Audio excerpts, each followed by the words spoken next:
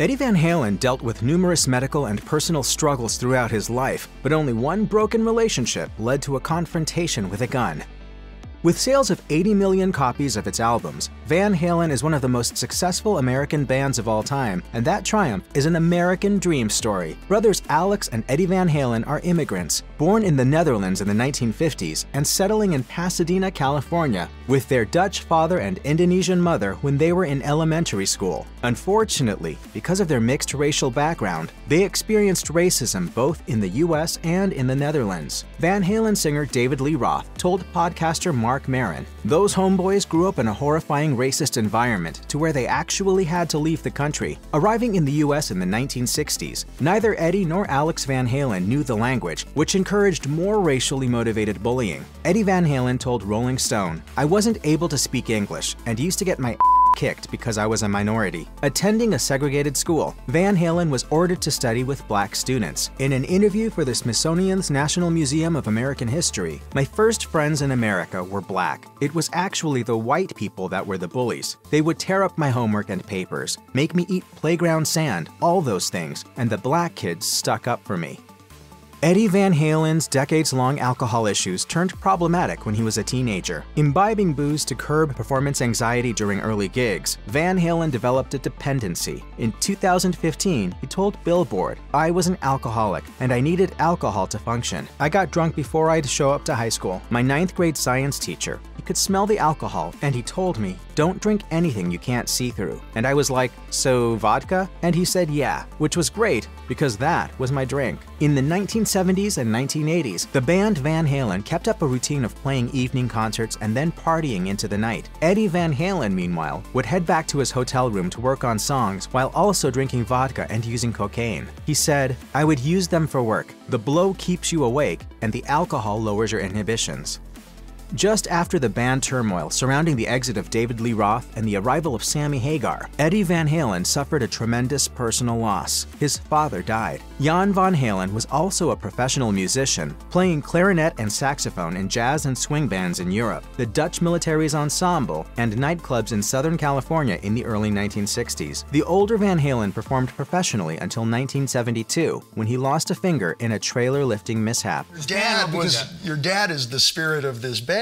Right. Yes. Right. It's also from Jan Van Halen that Eddie Van Halen believes he may have picked up the habits that led to his addiction issues. Alcohol use was a stage fright solution passed on from father to son. In 2012, Eddie told Esquire, "When I started playing in front of people, I'd get so damn nervous. I asked him, 'Dad, how do you do it?' That's when he handed me the cigarette and the drink." Sadly for Eddie, a heart attack struck Jan in May 1986, and he died in December of that year from complications of alcoholism. He was 66 years old. The death of his father prompted Eddie to quit drinking, but the sobriety wouldn't last. The heavy consumption continued, ultimately affecting his personality. He told Billboard, "Around 2004, I suppose I became a very angry drunk." Seeking help once more in 2007, Van Halen checked into a rehabilitation facility, missing his band's induction ceremony into the Rock and Roll Hall of Fame.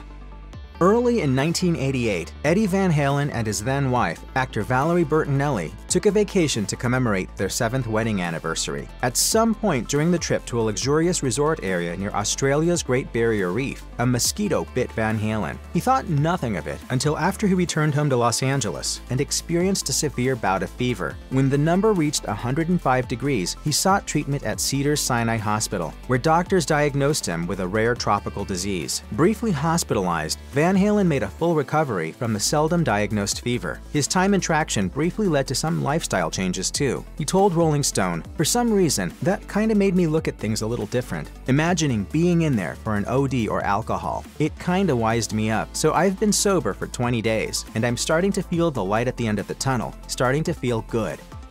Eddie Van Halen wryly nicknamed the tour in support of the 1995 Van Halen album Balance the Ambulance Tour because he and his brother played many concerts while under physical duress. Drummer Alex Van Halen wore a neck brace to account for 3 cracked vertebrae, while Eddie Van Halen suffered from excruciatingly painful hip issues. The guitarist put off treatment for years, first mentioning his problems to the press after the 1996 MTV Video Music Awards. In late 1997, he canceled a scheduled hip replacement surgery because his his doctor wanted him to wait until a state-of-the-art artificial joint became available. Finally, in November 1999, Van Halen got his new hip. At age 44, he was younger than the average hip replacement patient by more than 20 years. The new hip was necessary in part because of a diagnosis of a vascular necrosis, a disease in which fatty patches develop, preventing blood vessels from accessing bone. Van Halen didn't notice that anything was wrong, though, until he quit drinking. He told USA Today, "I probably wasn't feeling my hip going because of all the alcohol."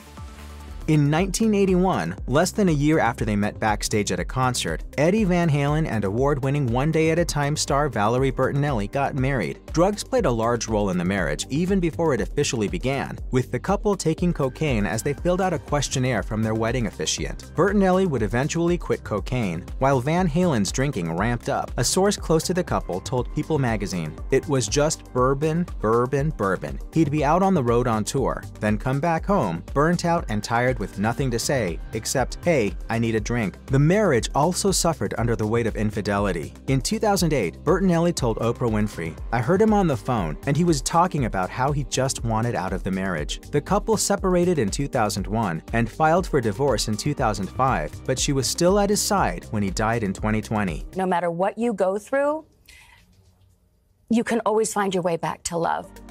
Eddie Van Halen started smoking at the age of 12, and he'd become a habitual chain smoker, inhaling one after another during recording sessions. In 2000, Van Halen was diagnosed with cancer of the tongue. To stop the spread of the disease, doctors surgically removed about a third of the guitarist's tongue, but the cancer would still move into his throat, and despite receiving a clean bill of health in 2002, he occasionally submitted to operations to have cancerous cells removed from his throat. By 2015, Van Halen had quit smoking cigarettes in favor of vaping, an easier option after losing a large portion of his tongue. He also routinely travels to Germany for experimental procedures and treatments related to his recurrent cancer diagnoses. Nevertheless, Van Halen didn't believe that smoking or vaping had anything to do with his cancer. He told Billboard, "I used metal picks. They're brass and copper, which I always held in my mouth, in the exact place where I got the tongue cancer. Plus, I basically live in a recording studio that's filled with electromagnetic energy." After a hip replacement to stave off bone death, a cancer diagnosis, and a hospital stay for a rare fever, Eddie Van Halen faced another severe, painful, and prolonged health crisis in 2012. In August of that year, Van Halen was admitted to a hospital for emergency surgery to treat a serious case of diverticulitis, presenting with symptoms including nausea, vomiting, fever, constipation, and unrelenting abdominal pain. Diverticulitis occurs when pouches found in the large intestine grow inflamed and infected. Van Halen, the band, had to cancel its remaining tour dates for 2012. Eddie Van Halen found himself laid up for even longer when during his recuperation, he broke some of his surgical stitches. That led to another infection in his intestine, requiring another hospitalization and another surgery, in which doctors removed the affected part of the guitarist's colon. In 2017, Van Halen learned that the cancer that had first taken root in his tongue had spread to his lungs and was categorized as stage 4, the most advanced form of the disease. Then, in 2019, he was involved in a motorcycle accident, after which medical tests revealed that the cancer had spread into his brain. Over the next year, the cancer metastasized further, during which time he was hospitalized for intestinal problems and chemotherapy treatments. His son, Wolfgang Van Halen, told The Telegraph, "So many different health issues stacked on top of each other. He just buckled under the weight of it all." It just seems like he never got a break. On October 6, 2020, Eddie Van Halen died at Santa Monica, California's St. John's Hospital. His son, his brother Alex Van Halen, and his current and former wives were all present. The official cause of death, according to the death certificate, a stroke with pneumonia, a blood disease, and cancer, all listed as contributing factors. He was 65. Multi-platinum bestsellers like Van Halen, Women and Children First, and 1984 made Van Halen one of the biggest bands on the planet from the late 1970s onward. That was threatened in 1985 when singer David Lee Roth left the band to pursue a solo career and acting. An angry Eddie Van Halen proclaimed to Rolling Stone at the time, "The band as you know it is over. Dave left to be a movie star. He even had the to ask if I'd write the score for him. I'm looking for a new lead singer. It's weird that it's over. 12 years of my life putting up with his bull.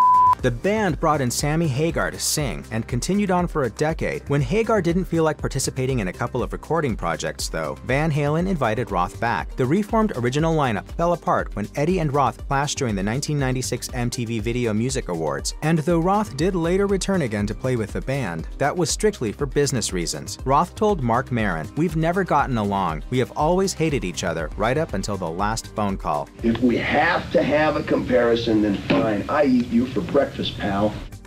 Andrew Bennett is a filmmaker and photographer who specializes in musical acts who was commissioned by Eddie Van Halen to record his life and creative process. He lived with the guitarist in 2006 and 2007, but when the proposed documentary film never came together, Bennett salvaged some of the material he collected into the self-published photography book Eruption in the Canyon: 212 Days and Nights with the Genius of Eddie Van Halen. Despite the flattering title, the book gives an unflinching portrait of Van Halen, which includes Bennett's recollections of the musician's many binge-drinking nights. Their relationship ended when Van Halen held a gun to Bennett's head because Bennett had spoken to David Lee Roth. Bennett never received much of the $250,000 Van Halen promised to pay him, so in another attempt to earn something for his efforts, he uploaded some of his footage to the internet in 2018. Van Halen filed paperwork to ask a judge to prevent the exposure of any more material, claiming full ownership of Bennett's film. Bennett told Billboard, "I'm more confused, disappointed, and hurt than angry. Ed gave me his word. He saw how hard I worked, and then he